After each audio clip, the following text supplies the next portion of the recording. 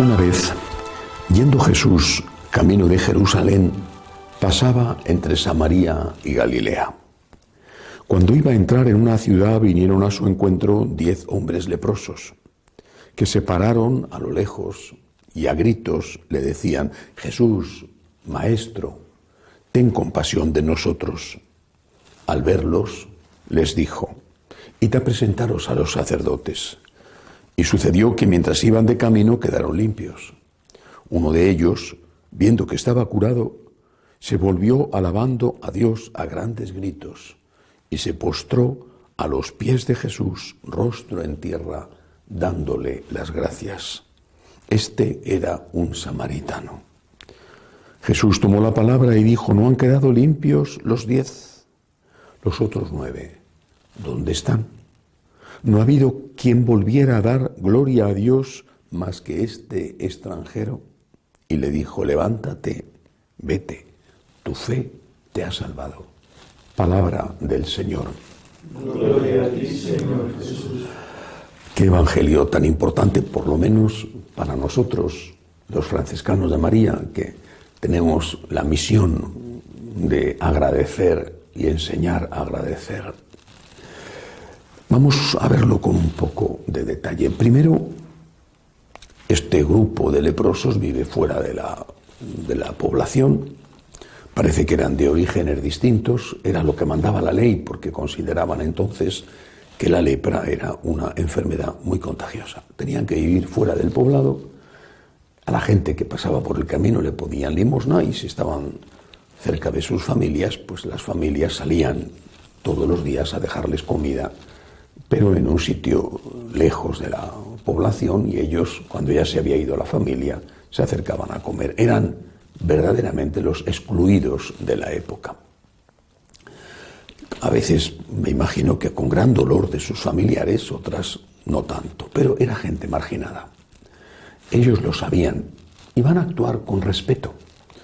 No se acercan a Jesús, saben que lo tienen prohibido, con Jesús y con cualquiera, pero tienen una característica: son gente de fe. ¿Por qué le piden a Cristo que les cure de la lepra? No se lo habrían pedido a otro. Es una cosa que, al menos en la época, estaba absolutamente fuera de las posibilidades de cualquier ser humano. Además, a Jesús podían haberle dado otro nombre o simplemente Jesús. En todo caso, se ve que le conocían y le llaman Maestro. Jesús, Maestro. Por lo tanto, están creyendo en el poder de Jesús y creyendo en el valor de su enseñanza. Jesús, Maestro. Jesús poderoso, capaz de hacer el gran milagro de curar de la lepra, y Jesús que enseña y que ellos respetan esa enseñanza. Están reconociéndole, por lo tanto, si no como Dios, no sé hasta dónde llegaba su fe, sí como alguien que venía de parte de Dios y que no solo hacía milagros, sino que esa representación de Dios era también enseñanza. Él, cuando hablaba, estaba hablando de parte de Dios. Una cosa interesante: es gente de fe, es gente que valora la enseñanza de Cristo. Ya quisiera yo que hoy todo el mundo que se profesa católico tuviera la fe de aquellos leprosos en el poder de Jesús y en el valor de la enseñanza intocable de Cristo. Hasta ahí, perfectamente. El Señor responde a esa petición, hecha con humildad, con respeto, responde quitándoles la lepra. La norma de entonces era que debía ser el sacerdote, hacía el papel, digamos, de médico, el que certificaba la curación, que por otro lado era siempre, cuando se producía, extrañísima. Ellos se marchan a cumplir esa norma. Hasta ahí tampoco ningún problema. Jesús les ha mandado que hagan eso. Pero en el camino se produjo la curación. Por lo tanto, esta gente había creído en Jesús y había ido a ver al sacerdote cuando aún no estaban curados. Dice el Evangelio: sucedió que mientras iban de camino quedaron limpios. Mientras iban de camino. Por lo tanto, habían creído en Jesús al pedirle el milagro, y habían creído en Jesús aunque el milagro no se produjo de forma inmediata. No es que se curan y van a presentarse al sacerdote, sino que sin curarse creen en Cristo y van a presentarse al sacerdote. Es perfecto. Se curan en una parte del camino, no sabemos si faltaba mucho o poco para llegar a la población, se curan. Y dice el Evangelio que solo uno de ellos se volvió para darle gracias. Además era un extranjero, lo subraya Jesús, solo uno de los 10, uno, el diezmo de Cristo, el diezmo. Solo uno volvió a dar gracias. El Señor le ve venir, sabe que está curado, él dice, el Evangelio dice que a grandes gritos daba gracias, glorificaba a Dios. Bueno, y el Señor le pregunta, ¿es que no han quedado limpios los 10? Evidentemente, este que ha vuelto, no sabemos su nombre, este samaritano que ha vuelto, sabía que todos estaban curados, estaban todos juntos, no se le quitó a él solo la lepra, fue el milagro inmediato para los 10. ¿Es que no han quedado limpios los 10? ¿Dónde están los otros 9? ¿Dónde están? Dolor, tristeza de Jesús por la ingratitud del ser humano. Porque estos, que hasta entonces habían hecho todo perfectamente, que creían en Cristo, en su poder y en el valor de su enseñanza, que habían pedido con humildad, estos, sin embargo, cuando reciben, no agradecen. Ha terminado su relación con ese al cual le han pedido el milagro y en el cual han creído. Ha terminado su relación. Ya no tienen nada más que pedirle. Ya no hay interés, ya no hay negocio, ya tienen lo que buscaban. Ha terminado su relación. Dirán, bueno, es que decidieron seguir adelante. Hombre, si uno de ellos se da la vuelta para agradecer a Jesús, todos podían haber dicho, es maravilloso lo que nos ha pasado, vamos juntos a darle gracias. O al menos podían haberle dicho, oye, de parte nuestra, por favor, dale las gracias. O varios tenían que haber ido. No ocurrió. Repito, era gente de fe. Gente de fe en el poder de Cristo. Pero no eran personas capaces de agradecer. Y ahí es donde viene el final sorprendente, extraño, pero muy, muy aleccionador del Evangelio de hoy. Dice que Jesús le dijo a este ex leproso, porque ya estaba curado, levántate y vete. Tenía que ir al sacerdote a presentarse. Levántate y vete.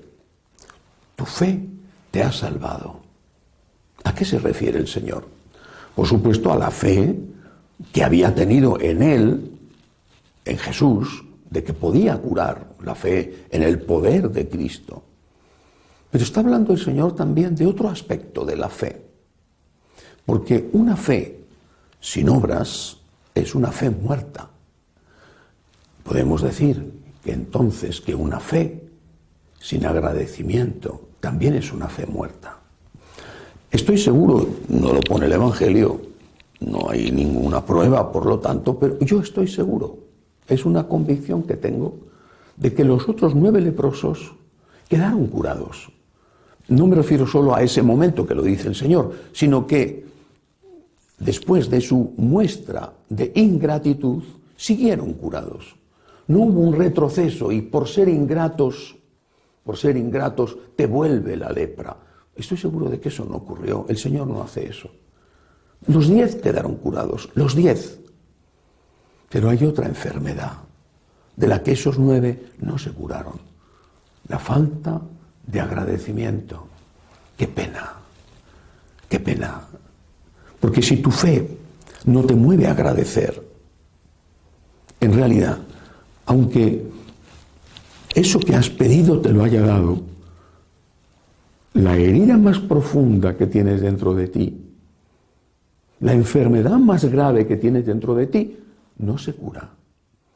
El agradecimiento es la plenitud de la fe. El agradecimiento es la manifestación de la fe, es la gran obra que reclama la fe, que sigue a la fe. Fe, esperanza y caridad. ¿Pero por qué la caridad? ¿Por qué la caridad? ¿Por qué tengo que amar al prójimo? ¿Por qué tengo que perdonar? ¿Por qué tengo que ponerme en el lugar del otro? ¿Por qué tengo que empezar 70 veces 7 cada día, conmigo mismo, con el otro? ¿Por qué? Por ti, Jesús. por agradecimiento a ti, Jesús, por ti, Jesús. Cuando soy capaz de ser agradecido, es porque primero he tenido fe. ¿Cómo voy a agradecer a alguien a cual no le debo nada? Si yo digo que le agradezco a Dios es porque creo en el Dios que me ha creado, que me ha redimido, que ha derramado su sangre por mí, que me ha abierto las puertas del cielo, que tiene misericordia ante mis pecados. Yo creo en Dios. Pero no basta con creer en Dios. También los demonios creen en Dios, saben que Dios existe, pero no aman a Dios. Si tú no amas a Dios, ¿cómo vas a amar al prójimo? ¿Cómo vas a tener caridad para con el prójimo si no tienes caridad para con Dios? De hecho, la virtud teologal de la caridad tiene dos dimensiones, y la primera de ellas es el amor a Dios. Y por Dios el amor al prójimo. La primera manifestación del amor a Dios es la gratitud. Gracias, Señor, gracias. El catolicismo es la religión del agradecimiento, porque su culto, el culto que instituyó Jesús, es la Eucaristía, la acción de gracias. Y nuestra vida, la vida de aquel que cree en Dios, obviamente, se supone que el católico cree en Dios, si no, no es católico. Nuestra vida es una respuesta al amor recibido. Gracias, Señor. Gracias con obras. Pero mi primera obra es darte gracias con el corazón y mostrarte con mis obras de amor al prójimo mi agradecimiento. Gracias, Señor, porque me has salvado de la lepra y de la ingratitud. Gracias, Señor, porque me has salvado. Y porque te agradezco, voy a misa, porque te agradezco rezo, porque te agradezco doy limosna, porque te agradezco perdono. Gracias, Señor, porque me has salvado. Y la salvación, entonces, de verdad, llega plenamente a ti. Has dejado que la salvación entre hasta el fondo de tu hogar, de tu corazón, de tu alma. He empezado diciendo que esta es la misión de los franciscanos de María. Es verdad. Es una cosa portentosa lo que estamos viviendo en esta fundación. De verdad es portentoso. Es espectacular. Son tantas las personas, tantas, que quieren aprender a agradecer. Es espectacular.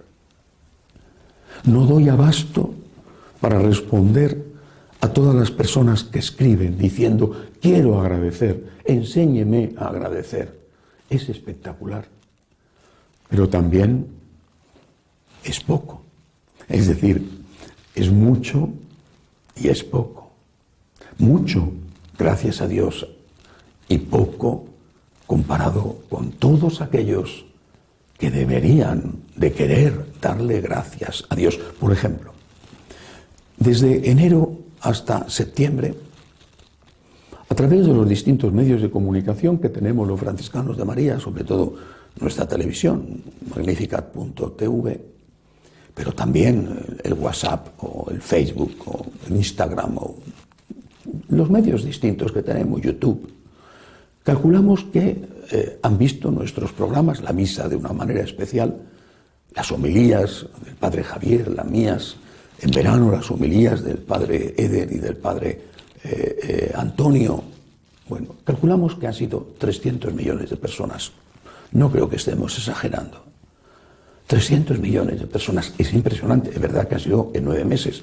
Es impresionante. 300 millones de personas que nos han seguido en 9 meses. Es impresionante. Claro, ha coincidido con la pandemia, con que la gente no podía ir a misa y ha buscado en internet y nos han encontrado. Muchos ya nos habían encontrado antes. 300 millones de personas. ¿Cuántos han escrito diciendo, yo quiero agradecer? Muchos. Proporcionalmente, poquísimos. El Señor quiere salvarnos. Es su misión, se ha hecho hombre para eso. Es el Salvador. Y ese título, de verdad, se lo merece. Es el Salvador. Pero no quiere salvarte solo de el virus del COVID. O no quiere salvarte solo del cáncer que tienes. O no quiere salvarte solo del problema familiar o del problema económico. El Señor quiere salvar tu alma.